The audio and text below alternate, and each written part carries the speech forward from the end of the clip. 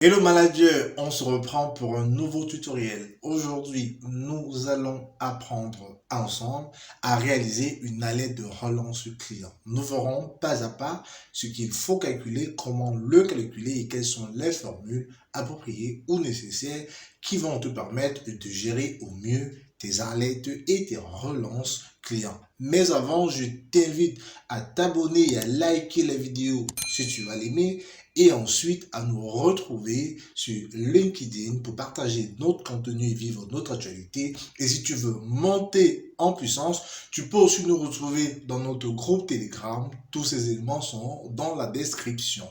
Pour notre tutoriel qui va nous permettre de créer, d'analyser et surtout de permettre d'avoir des alertes au niveau des clients qui n'ont pas encore honoré leurs créances, alors tout sera magnifique.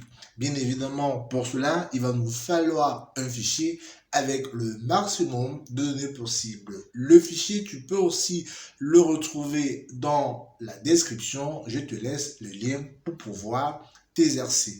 Notre fichier comporte le nom du client, le numéro de la facture, la date de facturation, le délai de paiement. Nous allons calculer la date d'échéance. Nous avons déjà calculé le solde en faisant tout simplement la différence entre le montant TTC et le montant de l'avance. Nous calculerons la situation de paiement, le nombre de jours de retard et les actions à mener. Pour nous guider, j'ai prévu les questions qui vont te permettre de réaliser pas à pas ce tutoriel. Et bien évidemment, tu as juste ici les actions à mener. Calculons tout d'abord notre date d'échéance, comme le dit notre question, sans tenir compte des week-ends. Alors pour cela, nous allons utiliser la fonction si résoudre Intel, dont la date de départ est la date de facturation, point virgule, le nombre de jours représente le délai de paiement, point virgule, nous allons mettre 1 pour dire que nos week-ends sont compris entre le samedi et le dimanche. Nous allons fermer notre parenthèse et nous allons appuyer Entrée pour calculer la date d'échéance. C'est fait. Nous allons maintenant calculer notre situation de paiement qui peut être soldée si la valeur du solde égale à 0, non échu si la date d'échéance n'est pas encore atteinte, échu si nous sommes à la date d'échéance et en retard si la date d'échéance est dépassée par rapport à la date du jour. Pour cela, nous allons tout simplement déjà mettre égal et utiliser notre fonction si condition. Première condition, ce serait de dire que lorsque le solde est égal à 0, qu'il m'affiche la mention soldé. Pour cela, on dira si cette cellule égale à 0, point virgule, tu vas m'écrire solde. Bien évidemment, la valeur textuelle s'écrit toujours dans les côtes, point virgule. Deuxième condition, ce serait de lui dire que lorsque la date d'échéance est inférieure à la date d'aujourd'hui, ça signifie tout simplement que le client est en retard, on dira, deuxième condition, date d'échéance inférieure à aujourd'hui, nous allons écrire aujourd'hui, j'y arrive, voilà, aujourd'hui, on n'oublie pas de fermer la deuxième parenthèse, et dans ce cas, on va mettre en retard. Dans les côtes, bien évidemment. Troisième élément, ce serait de dire que si la date d'échéance égale à la date du jour, alors nous sommes à la valeur échue. On dit tout simplement date d'échéance égale à aujourd'hui, on ferme notre parenthèse, tu vas me marquer la valeur échue et c'est fait. Et enfin, dernière condition, si la date d'échéance est supérieure à aujourd'hui, encore, on n'oublie pas de fermer nos deuxième parenthèse. Dans ce cas, tu vas me mettre non échu, on ferme les côtes, on ferme notre parenthèse et on appuie sur Entrée. Alors, on constate si on analyse que lorsque les valeurs égales à 0, on a bien évidemment la valeur soldée, ça marche et c'est bon. Ici, nous sommes le 30 juin 2023. Je rappelle que cette vidéo est réalisée le 2 juillet 2023. Par conséquent, c'est tout à fait normal que nous avons la valeur en retard parce que la date d'échéance étant dépassée, le client n'a pas encore réglé sa créance. Donc c'est tout à fait normal que nous ayons la valeur entrée et non déçue lorsque la date est évidemment supérieure au 2 juillet 2023. C'est parfait.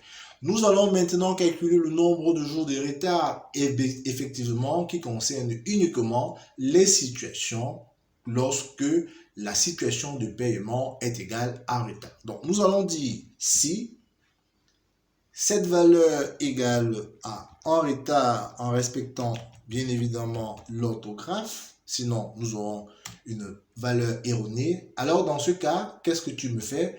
Tu me comptes le nombre de jours de retard entre aujourd'hui et la date d'échéance. Pour cela, nous allons utiliser la fonction NB jour ouvre Intel et nous allons prendre comme premier argument la date d'échéance, point virgule. Comme deuxième argument, nous allons écrire la fonction aujourd'hui, nous allons fermer la parenthèse, point virgule, nous allons mettre 1 pour signifier que notre week-end c'est le samedi et le dimanche. En fermant la parenthèse et en appuyant sur Entrée, on me signale qu'une parenthèse n'est pas fermée. Évidemment, c'est celle après aujourd'hui. Je la ferme et je valide. Et effectivement, qu'est-ce que j'ai? Alors là, c'est pas bon, c'est pas bon, c'est pas bon. C'est pas bon. Ici, 1, la parenthèse se ferme là. Ouh là là, ouh là là là là, je fais un petit verbe. Je vais reprendre ma formule pour éviter de me tromper. Je vais effacer tout ça. Bref, ça arrive parfois quand on est précis. Alors, égal, si cette valeur égale tout simplement à 1 retard, parfait, je suis. Alors, qu'est-ce qu'il faut? On a NB jour ouvre Intel. Premier argument, c'est la date de départ qui est la date d'échéance, point virgule. Deuxième argument, c'est aujourd'hui. On ferme la parenthèse, c'est bon, point virgule. Troisième argument, c'est 1 pour signifier que nous sommes le samedi, c'est bon. Alors là, je ferme la parenthèse et je passe à la valeur s'il faut, point virgule. J'ouvre dans le cas contraire, c'est-à-dire si la situation de paiement n'est pas en retard, alors j'aimerais tout simplement avoir du vide. En fermant la parenthèse, j'appuie sur Entrée et là, j'y suis arrivé tout simplement. Là, nous avons donc un jour de retard pour cet élément. Bien sûr, les nombres de jours ne prennent pas en compte les week-ends dans l'espace temporel. Et ici, nous avons aussi le nombre de jours de retard. C'est parfait. Nous avons donc calculé et nous passons donc aux actions à mener. Alors, les actions à mener dépendront évidemment du nombre de jours. Alors, comme ici, nous allons compléter, effectivement, lorsque nous avons donc ici les éléments vides, alors l'action à mener doit être effectivement du vide. Et lorsque les éléments sont inférieurs à 10, nous aimerons aussi avoir du vide. Pour cela, nous allons encore utiliser notre fonction si condition. Il va falloir être vigilant. Alors, cette fois-ci, on dira que lorsque le nombre de jours de retard égale à du vide, alors tu me mettras du vide. C'est la première condition. Deuxième condition, lorsque cette valeur est inférieure à 10, inférieur à 10, alors qu'est-ce que tu me feras? Tu me mettras aussi du vide. Alors, comme second argument, on va dire que lorsque cette valeur, nombre de jours, toujours est évidemment supérieur ou égal à cette cellule qui est 60, on va appuyer sur la touche F4 pour verrouiller tout ça et respecter l'incrémentation pendant la recopie. Alors, qu'est-ce qui va se passer? On aura comme valeur ouvrir les tiges qui est cette cellule qu'on va aussi verrouiller. Point virgule, second argument, on continue lorsque notre nombre de jours est évidemment supérieur ou égal à cette cellule qu'on va verrouiller. Point virgule, alors nous aurons cette cellule comme valeur vraie, on verrouille. Point virgule, on va continuer à dire que lorsque notre nombre de jours encore supérieur ou égal à cette cellule, on n'oublie pas de verrouiller avant jour, point virgule, on aura comme réponse cet argument qu'on verrouille. Point virgule, on continue en disant que lorsque le nombre de jours est supérieur évidemment ou égal à cette cellule, qu'on verrouille, point virgule, nous aurons cette valeur qu'on verrouille.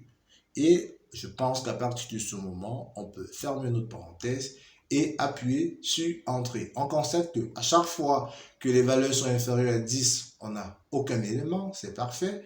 Lorsque c'est supérieur entre 10 et 20, qu'est-ce qu'on a? On a une première relance, Lorsque c'est supérieur entre 20 et 35, qu'est-ce qu'on a? Ici, on a, voilà, première relance. C'est bon, entre 20 et 35, autant pour moi, entre 20 et 35, voilà, 20, 35, qu'est-ce qu'on a? On n'a pas d'éléments, voilà. Entre 35 et 60, on est dans la troisième relance. Supérieur à 35, qu'est-ce qu'on a? On a effectivement ouvert un litige et c'est parfait. Nous avons donc établi pour la première action, nous avons établi nos relances clients. Maintenant, nous aimerons afficher du rouge lorsque la valeur est tout simplement ici en retard. Pour cela, on sélectionne notre zone dans mise en forme conditionnelle, nouvelle règle. Nous allons choisir appliquer une mise en forme uniquement aux cellules qui contiennent.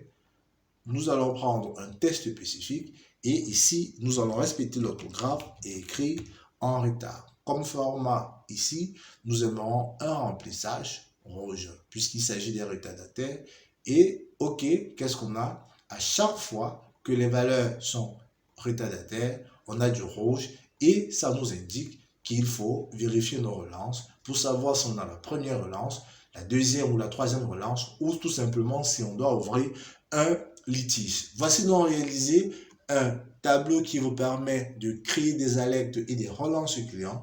J'espère que cette vidéo sera utile pour vous et qu'elle vous permettra d'exceller dans votre business. Je suis Lister Fongrand et j'ai été ravi de faire ce tutoriel pour vous. On se reprend pour un autre tutoriel. À très bientôt. N'oubliez pas de liker. Bye bye.